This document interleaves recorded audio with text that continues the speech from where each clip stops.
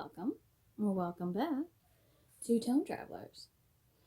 Tonight, whatever time it is, wherever you are, nighttime here. I'm doing my September wrap-up. I've technically already did my October TBR because I announced my Halloween-a-thon, and those are the books that I've chosen. If I have to double up, I will, but I'm going to attempt 10 books. See if we can do that. So I'll probably put that link right there. La la la, watch the dancing finger. Okay, I've had that much fun. Yeah, see, it's late. Well, not that late. 8:30 time. But when you've been up at 4:15 in the morning, yeah. So I had plans. Did I read everything off my TBR? No. I actually added something to my TBR, which was really cool, and I'll talk about that here in a minute. So let's talk about all the books that were on the TBR. And we will start with The Only Plane in the Sky, An Oral History of 9/11 by Garrett M. Graff. I did have a September challenge that was new, and that was in honor of 9/11 to so that we don't forget ever.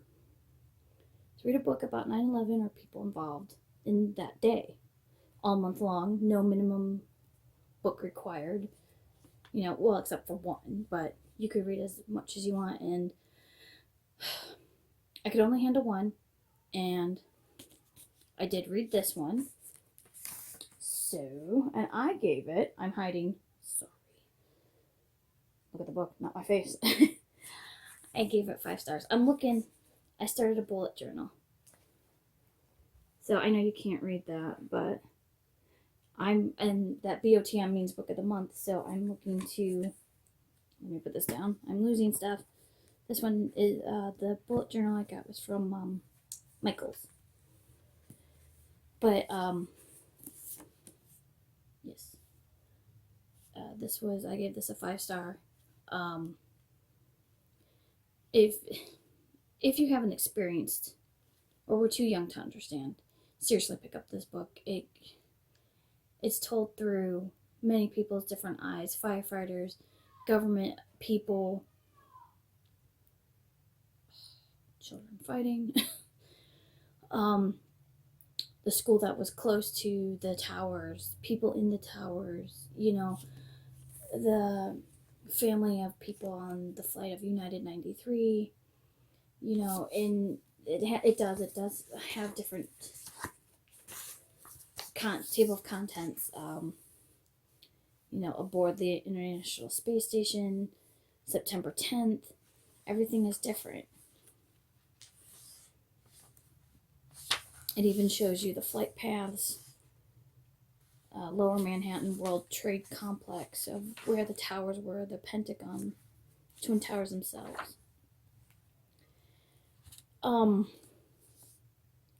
This is a very emotional book for me. There were a lot of parts I cried, and as I'm reading this, I'm going through my head, remembering what I was watching. I was watching it on TV. I was witnessing. Yes, on some channels, they did show people jumping out of the buildings. They showed them jumping. They didn't show that they landed. I think that would be more traumatizing, and for the people who did witness that, that's terrible. I mean, or the people that were in the towers and the Pentagon, going in there trying to rescue people and finding burned bodies, or even outside of the buildings. I mean, that was terrifying. America was terrified for one moment. I mean, I'm sure Pearl Harbor was just as terrifying, but my nose is itchy, excuse me.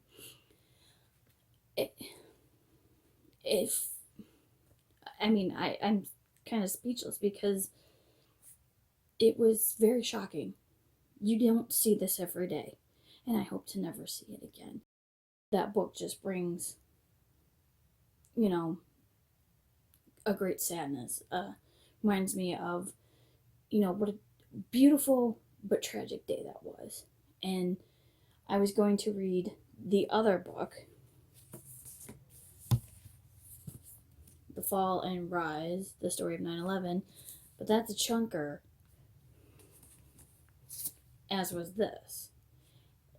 And it took me a while to read it because of the emotion. And I said, I can't read another one. So I will save that for next year. I have to take it one book at a time. It's because it's tragic. That is because I was a young person. I was 20 at that time, and it was very eye-opening. And there was a world before 9/11, and now there's a world post 9/11. Just like what's going on right now. There's a world before this, and there's going to be a different world after this. Nothing will be the same. So that leads us to another book that was on the list that's going to have to wait till December. Is Conceal, Don't Feel by Jen Kalanita. This is going to wait. I finally was able to DVR the movie, so when I'm ready to read that book, I'm going to read it. Well, I'm going to watch the movie, and then I'm going to read it, and then go from there. Then we have The Reptile Room, the book number 2 in a series of unfortunate events. I gave it 4 stars. The only reason why I gave it 4 was because it dragged on a little. It's been a while since I've read it. I mean, it was still very good and still very frustrating with the adults not recognizing Count Olaf. He's somebody different. But I gave it 4 because as much as I love that book, I do like that one a lot because of the reptiles and stuff. It's cool. But I gave it 4 stars because it dragged a little, I didn't want it to happen too fast that Count Olaf appeared, and it kind of happened a little quicker than what I wanted. I'm like, give these kids some time. So it depends. It's all up to how you want to interpret it. But parts dragged on, parts were too fast. It's been a while since I've read it as well, but my kids loved it. So, and that's why we're working on the 3rd book, The Wide Window, and I'm holding it crooked, as usual. So this is the 3rd book with Violet, Sunny, and Klaus Baudelaire. And so after Uncle Monty was murdered, spoiler alert if you haven't read it, you can draw your conclusion from there. They go live with their Aunt Josephine at Lake Lacrimosa, where there's leeches in there, and if you've eaten, they will come and bite you or kill you, those leeches. So funny. Aunt Josephine is scared of everything. So she won't turn on the oven, so they're always eating cold soup. And they're looking over, the house is like barely hanging onto this cliff. And it could fall right into the lake at any moment.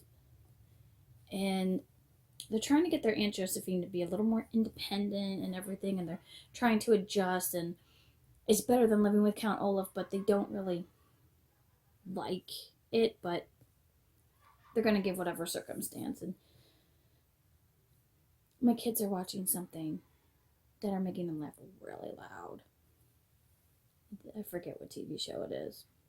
So if you hear a loud laughter, that is my oldest. That's really loud. So we're working on this. We're in chapter 9, which is page, I think, 83.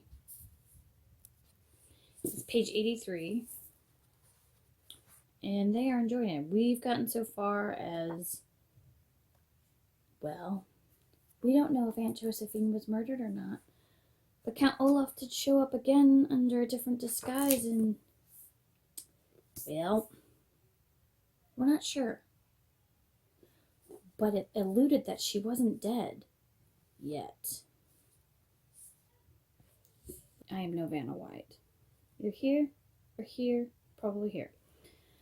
My first Agatha Christie book, and then there were none.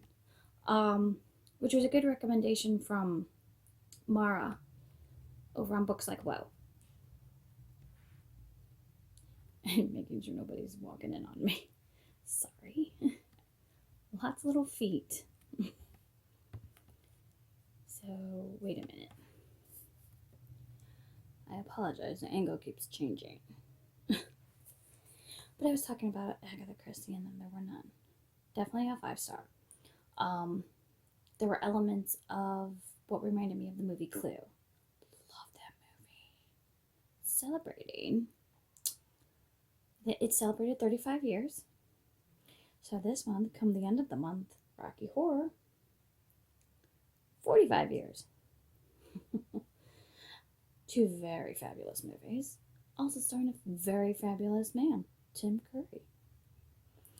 Very good actor. Always plays a villain, or as they used to call it back in the day, a heavy. But anyways, with Agatha Christie and then there were none, it's my first Agatha book. Like I said, it was recommended from Mara, from Books Like Whoa, and I don't know why every time I tape, my nose is so damagey. My glasses like to keep falling. Ugh. And she's read all of the Agatha Christie books. And if you want to start with Agatha Christie, she said, and then there were none. There's some other ones. I'm going to look into The Death of the Nile because I like Egypt. Or Murder on the Orient Express would be another good one to maybe start with. I don't know. But I started with that one. So, I loved it. There was one thing I didn't like back in the day. They used the word queer a lot, which meant strange. And so you can tell sometimes writing is dated, but I still had fun with it. It's just like, she could use another word, I would think. But, very good book. Did I figure out who it was? I had 2 guesses. 2. Was I right? I thought I was.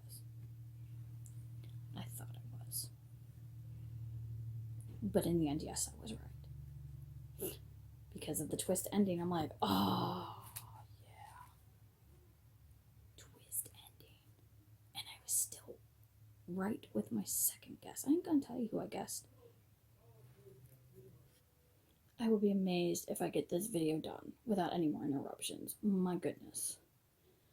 Usually I wait later in the night when everybody's settled, but I have to go to work tomorrow for 4 hours. My torture. I did that to myself.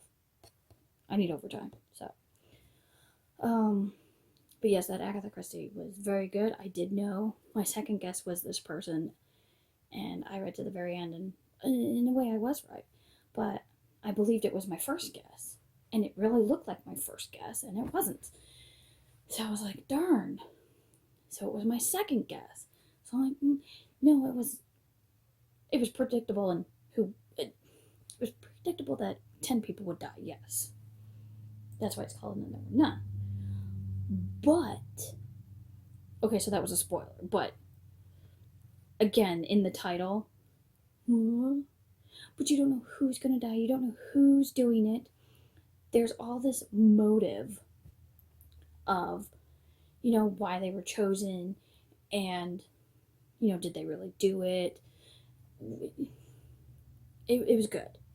And there was this one part that totally reminded me of Clue, and I think the director or whoever had that book, because I think they even mentioned it, that they had this Agatha Christie's book, and they were kind of using it to write the script and whatever, and it reminded me of this guy drank, he drank alcohol. I don't know if it was bourbon or whiskey or whatever, and I remember in the movie, Christopher Lloyd's character, Professor Plum, they're talking about how Mr. Body died. And Mrs. Peacock gets up and goes, oh, I need a drink. And then Professor Plum goes, maybe he was poisoned. And she's like, ah! And she screams until Mr. Green slaps her.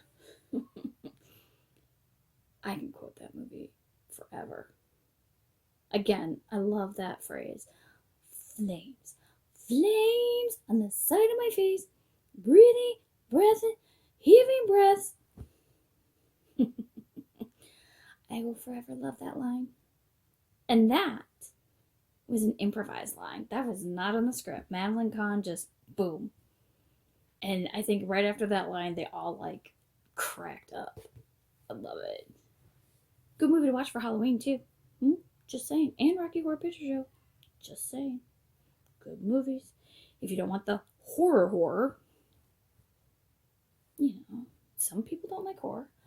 I don't like too much gore unless it's The Walking Dead. I'm used to The Walking Dead. I get it. In my brain it says, oh, it's zombies. Zombies do this, okay. When it comes to Saw, forget it. Okay, moving on. Our hearts will burn us down. I have not finished. I am having a very hard time with this book. I am in the middle of it. I am more than halfway. I think I am on. Get that far. Oh, I really don't. I am going to definitely read all of it, although it's giving me a hard time. It's the writing style, the way the narrative is, where it goes from, what did it say it was? First person or third person collective is what I want to say, because they're using we blah blah blah blah blah, and then it branches off to the 4 different characters of Zola, Matt, I think Christina, and Nick. I couldn't see, this is how different. This is the first book I've experienced in a long time that gave me difficulty, that made me think of, I really want to put this book down and not pick it up for a very long time, because it's taking me forever to read. I'm having a hard time with this narrative, but I do like the story behind it, and that's what's keeping me going. Is there's a story in here about the school shooting, how it's affecting these 4 juniors. You know, where were they? What was going on? I'm not going to give you that detail, but they all had different experiences. And then, so far, the parents, two different sets of parents are now dead because of an arson. And these parents were parents of victims of the shootings. Like the first couple, they only had a daughter. She got killed. And so like the next day, or that night of after they laid her to rest, somebody set their house on fire and they died. So then, I forget if it was a week later or whatever, another couple, after they had buried their child, boom, house went up in flames, that couple's dead. So there's something going on, so there's something interesting. And I'm like, is it one of these 4 high schoolers doing this? Is it somebody that was close to the shooter that's doing this? I mean, there's a little bit of a mystery in there going like, who's doing this? But at the same time, oh, my glasses. The narrative is driving me crazy. I mean, can't we just get rid of the we, where they're talking as a group, you know, and just give me individual, like just give me Zola's perspective at this point. And the other thing that's driving me crazy with that book is there's no quotation marks. So a person could be talking and then it goes into thought or whatever. And sometimes I'm like, I'm good at catching it. But sometimes I'm like, are they thinking this? Or are they saying this out loud? I can't tell if you don't put quotations. I don't like that. I don't. I'm one of those that I'm a little bit technical with writing, because I'm like, I want you to know, or at least put in italics that you're thinking it.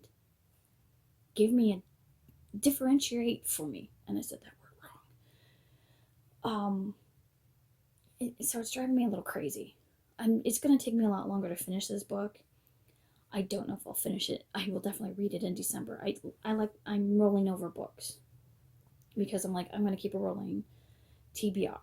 I like that, because I'm like, I still want to read these books. I have to get these books off my shelf, so I can, like, if I don't like it, I can give it away. And if I really do like it and I would love to reread it, I'll keep it. Or if I'm borrowing, you know, a book. I may have it on my wish list. I may take it off my wish list if I don't like it, or keep it on my wish list, and I would love to have that book to reread it again. So I'm kind of doing that, but I'm having a hard time with you. So that's giving me a little grief. And then there is a book. I like doing the giveaways on Goodreads, and I like to go to the ones that are ending soon so I can do those. And I actually, for the first time, got an ebook. And, excuse me, because I have to look at it. I believe it's a children's to maybe middle grade book, but more on the children's side. And I was interested in it, and it's called The Magical Horned Unicorn. Because your girl loves unicorns. Okay, I never got old with that. And I never will. See, look. But I have more. Okay, I love unicorns. That's all there is to it. And I love pink. Pink. Although this probably will look white, it's pink. Pink. Can you see that? Pink. Pink, pink, pink, pink, pink.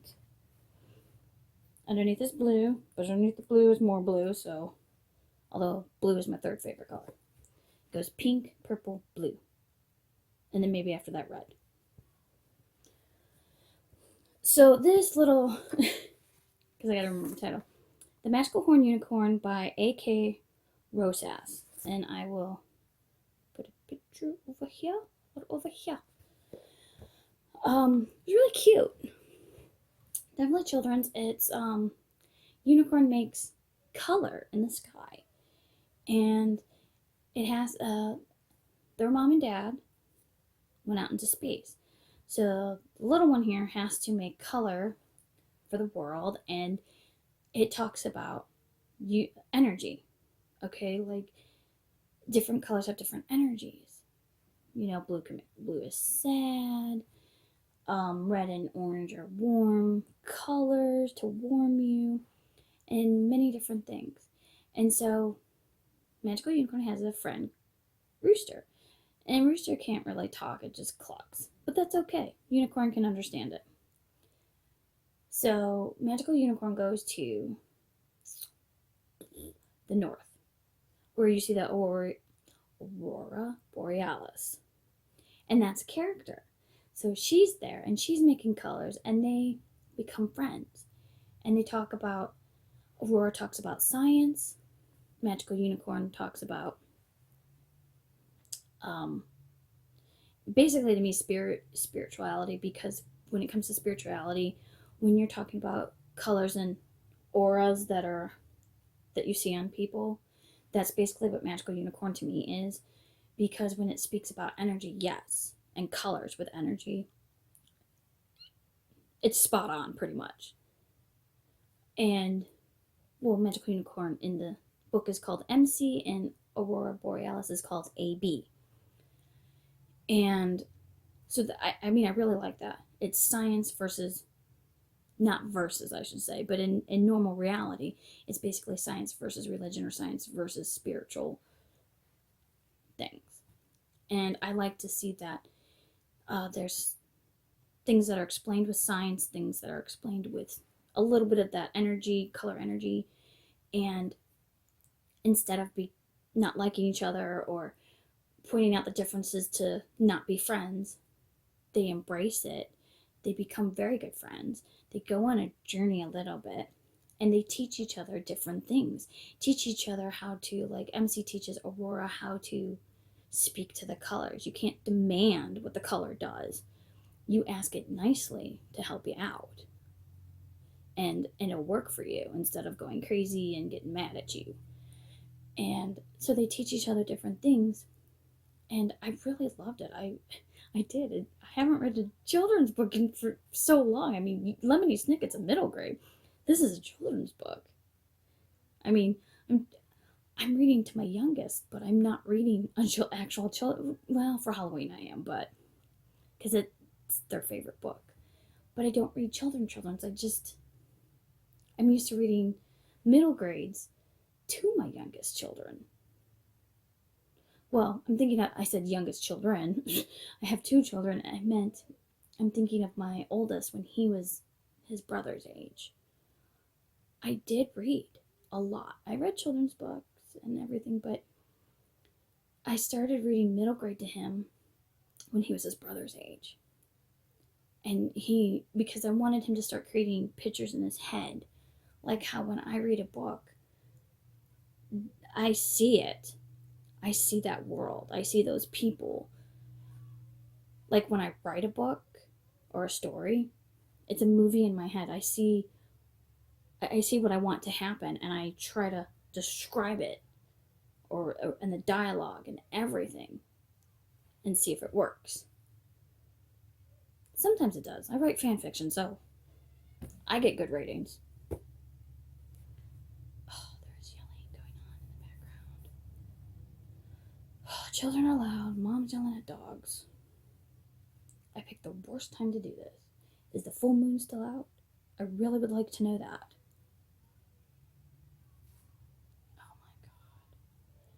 But I enjoyed it, and I would highly recommend that parents pick up this book for their children. Even if you're not a parent, read it if you love unicorns. Or if you're just interested. I did relieve. Somebody relieve me. I did a review on Goodreads for it. So, and I still have it in my ebook because I like it, and I will reread it because she is making a sequel. Because MC is going to go see AB's brother down in the South Pole. So this should be interesting. I want to read the sequel because I'm like, this is cute. So I'm thinking about reading that to my kids, but I don't know how much they'd be interested in unicorns. I mean, they might. I don't know. Excuse me. But last but not least, with my TBR, and it is my favorite for this month. Really, really good book. An Unkindness of Ghosts by Rivers Solomon. This is a very intelligent book. I ain't gonna lie. It's a very good book. 5 stars. I mean, this book isn't for everybody. Okay, it really isn't. I mean, you walk into Aster's situation. I walked right into her character, and I just lived it. I lived the trauma, what she saw, what she went through, how she felt about Theo, how Theo felt about her sister, not by blood, but definitely her sister, Giselle, what Giselle went through, how she felt sorry that she made Giselle go through something that she shouldn't have, and just trying to figure out her mom and what her mom went through, why did her mom leave her, it was just amazing how these people got treated. It was almost like,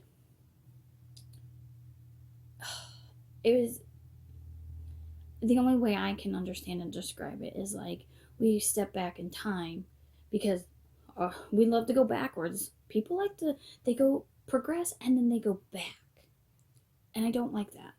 Keep progressing, don't go back. Look at the back, but keep moving forward. And so they're in a spaceship going to the promised land. And every level is upper class to very lower class. And black people are considered lower class. The lowest of the low, they can't go to certain levels unless they have a pass. And if they don't have a pass, well, you get punished.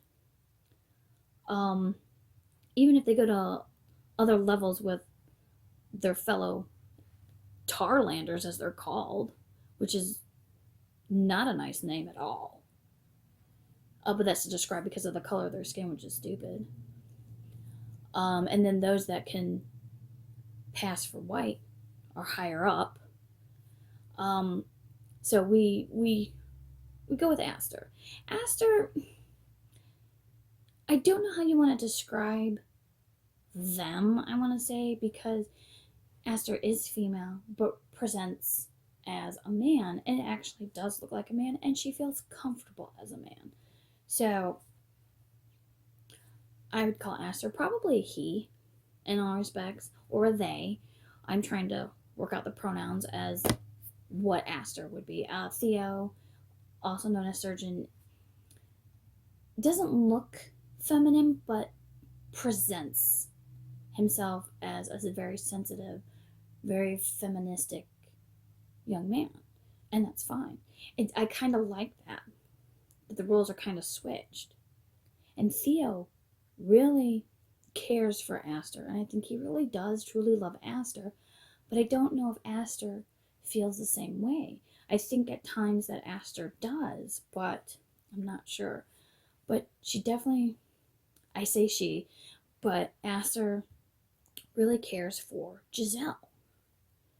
And, you know, poor Giselle, I mean, I think Giselle got it worse. And so the trauma that she experienced, she used to her advantage. Because she felt that one way or another, it's just going to happen. So why not let it happen on her terms if she can have it on her terms? And she's very angry, and I don't blame her. And I can see why she wants an uprising really bad. And there really should be. I mean, you don't know what happened on the ship beforehand. Was it always like that? Were they always considered lower class citizens? Or did they just decide over the years, well, I don't like you and I don't like your skin, and you are the ones, you have to do what we say because we're the upper class and because our skin is more beautiful than yours, then, you don't know. Wrong in all respects anyways, but I'm looking at it right now. Excuse me. Too much pop. Too much root beer. But that book, I mean, that's a journey. I mean, River Solomon uses such intelligent verbiage that I'm like, ooh, that really spoke to this. My brain. It really entertained it with words that I'm like, I know most of what is being talked about, but there's some words like, I don't recognize that word. What does that mean?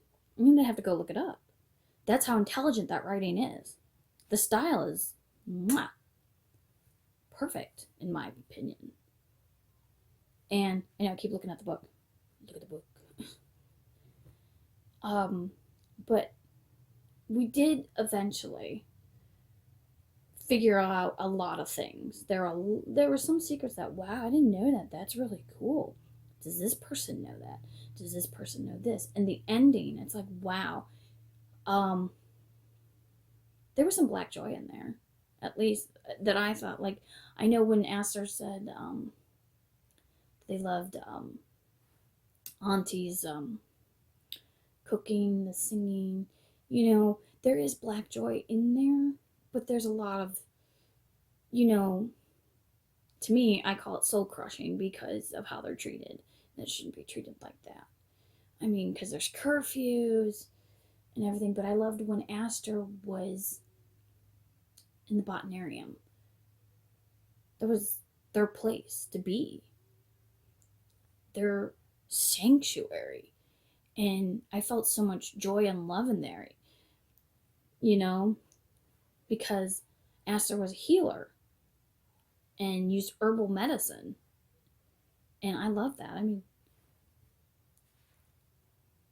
Aster was good at what they did because of Theo.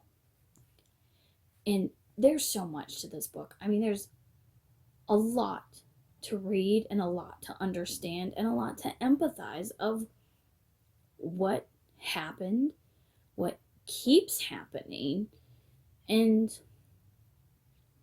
you have to be in somebody else's shoes to go, okay, I understand, and I can empathize, and I can see that there needs to be a change. And by the end of this book, you kind of see an uprising begin, and hoping that I don't know if there's going to be a sequel or not. I would love to see a sequel to this, to see what happened on that ship.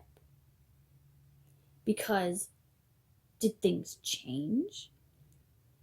What happened to certain characters? I want to know. This book, besides the City of Brass, this book keeps me thinking of like, well, I wonder what happened to Theo or Aster or Auntie or someone like the bad guy, Lieutenant, you know? What happened to him? What happened with Aster? You know? I really want to know. I hope there's a sequel. I really like this. I am hoping to get my hands on the Deep sometime. Maybe for Christmas. Maybe my mom will get it for Christmas. I don't know. But I got a $25 gift card to Amazon from my job. Okay, one more thing. Does my glasses do that? I technically hauled this book. It was a gift. I was also waiting for a book that I had purchased, and after about almost a month of it not showing up, saying it shipped, and it was in Pennsylvania for almost an entire month, it could have gotten lost. Yeah, I wasn't gonna keep waiting and waiting and waiting. I got a refund. I said no. But why would it take almost a whole month to ship? You know, I don't know what happened. The mail's been screwy. Okay, I get it. But I'm not waiting a month. Give me my refund. I feel sorry for this seller, but I'm noticing this seller is getting more negative reviews. I don't know if it's because of the mail. I mean, the seller should speak up and say, I'm having trouble with the mail. I don't know. So I waited and waited. So the only book left that I hauled was Allegedly by Tiffany Jackson. And it was a gift from Brittany Mundy. I belong to a group on Facebook, and they're a private group, and I learned this group from Krista over at Books and Jam, and I joined, but you have to message one of them. So, I don't know if I can leave that information. I'll have to find out if I can mention it, but I'll find that out. But I will read the synopsis to you of Allegedly. Look at that cover. Look kind of, I don't know, she looks like many different emotions. Mary B. Addison killed a baby. Allegedly. She didn't say much in that first interview with detectives, and the media filled in the only blanks that mattered. A white baby had died while under the care of a church-going black woman and her 9-year-old daughter. The public convicted Mary, and the jury made it official. But did she do it? She wouldn't say. Mary survived 6 years in baby jail before being dumped in a group home. The house isn't really home. No place where you fear for your life can be considered a home. Home is Ted, who she meets on assignment at a nursing home. There wasn't a point to setting the record straight before, but now she's got Ted, and their unborn child, to think about. When the state threatens to take her baby, Mary must find the voice to fight her past. And her fate lies in the hands of the one person she distrusts the most, her mama. No one knows the real mama, but does anyone know the real Mary? In this gritty and haunting debut, Tiffany D. Jackson explores the gray areas in our understanding of justice, family, and truth, acknowledging the light and darkness alive in all of us. Yes. Please give me gray characters. Gray characters. Because in real life, that's what we are. That's all I'm saying. But that was my wrap up. That was my one last book haul. It was a gift. I do have 2 more books that I hauled, but I'm waiting because I have a book of the month coming. I also have another book that's coming from this group. I like to do that. That's fun. I like buying books for people. And one more more announcement. I have a small library. I am finally at 500 books. Adult possible books. Well, it doesn't count the books that are in my tub that were from a long time ago that are YA, and I have no idea what else is in that tub. But I haven't counted those yet, so I'm probably definitely over 500. I didn't count any of the books that I had as a child. There's not very many left of those. So my mom gave me a book, and I counted that as the 500th book. Yeah. And out of all of those books that are in my phone on an app, I think I've read maybe 130 to 150. I don't know. It's a lot of books. That's why I'm trying to keep up. Yeah, and I'm still buying books. Welcome to the book addict hoarder person. I am the librarian. Maybe the librarian from hell. I want to read that book. Alright. You guys have a good night, a good day whenever you see this. And I will see you soon with more videos.